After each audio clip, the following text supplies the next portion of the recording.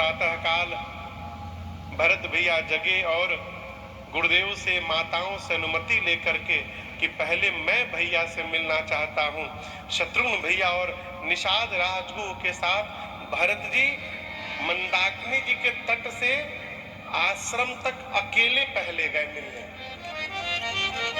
साथ में निषाद राजगुरु लेकर के चलते हैं।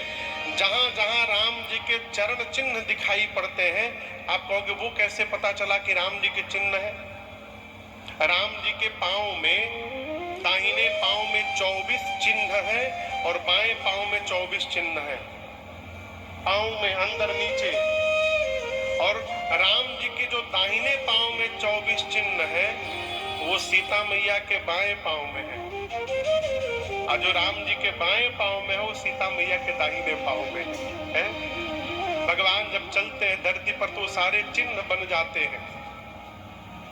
भरत जी को जैसे भगवान का पद चिन्ह दिखाई पड़ता है, भरत जी धरती में लौटने लगते हैं।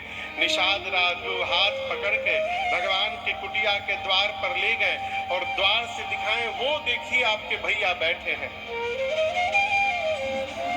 आश्रम के भीतर एक बरगद का वृक्ष था,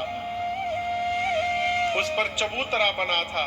चबूतरे पर श्री सीताराम जी बैठे हैं, नीचे भरत लक्ष्मण भैया बैठे हैं। राम जी ने कुछ प्रश्न किया है, भरत जी हाथ जोड़कर उस प्रश्न का उत्तर दे रहे हैं। निषाद राजगुरु ने भरत भैया से कहा भीतर जाइए। भरत भैया भीतर नहीं गए, उसी द्वार पर अपने हाथ को ऊपर करके बोले,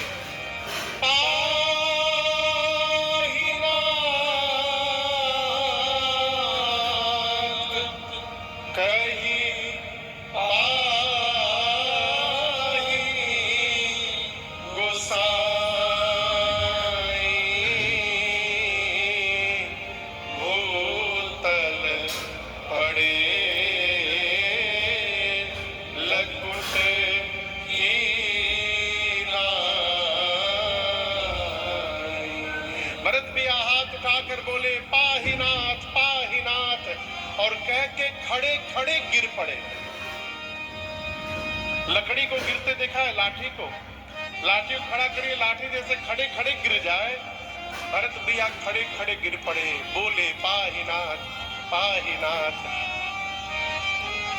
लक्ष्मण भैया सुन लिए।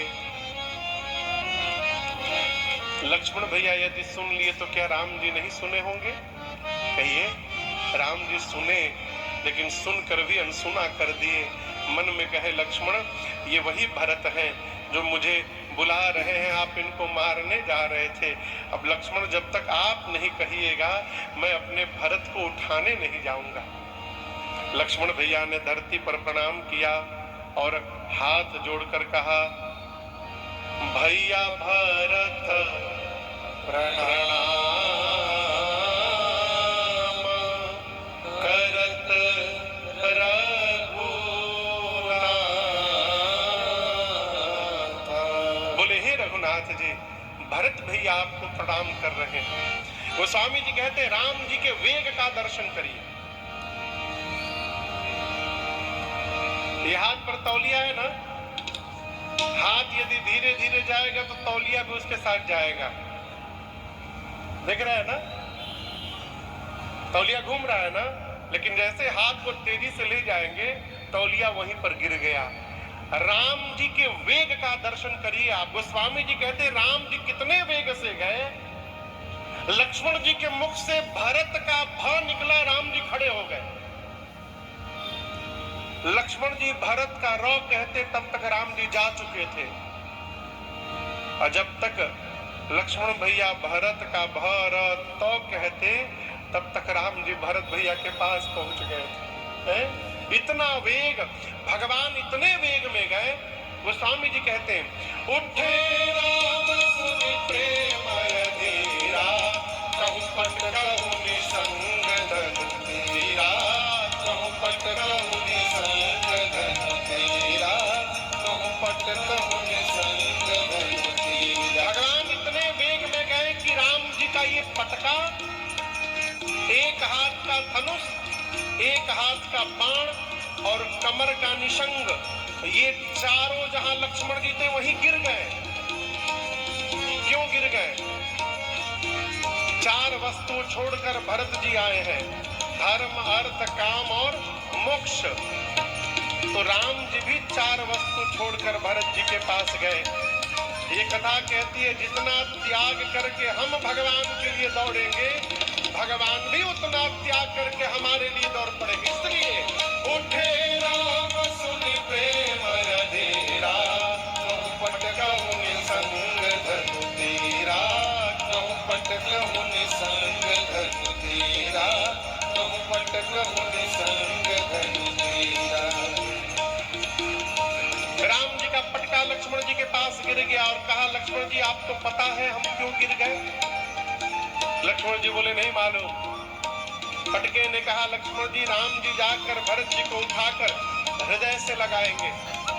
यदि हम राम जी के शरीर पर रहते तो राम जी और भरत जी के बीच में दीवार बन जाते। भाई जब भाई को प्रेम करे ना तो बीच में किसी को दीवार नहीं बनना चाहिए, इसलिए नीचे गिर गए। उठे राम सुनि प्रेम अधीरा, कहूँ पट कहूँ निसंग धनु तेरा, कहूँ पट कहूँ निसंग धनु तेरा, कहूँ पट कहूँ निसंग धनु तेरा। भगवान का धनुष सारंग और अमोघ बाण नीचे गिरे थे। धनुष ने लक्ष्मण जी से कहा, लक्ष्मण जी आप तो धनुष पर बाण चढ़ाकर भरत जी को मारने जा रहे थे, लेकिन देखिए राम जी गए तो हम नीचे गिर गए। लक्ष्मण जी, भाई भाई से हथियार लेकर के नहीं मिलता है, भाई भाई से मिलता है तो प्रेम से भरा अपना हृदय लेकर के मिलता है। इसलिए उठे राम सुनि प्रेम अधीरा,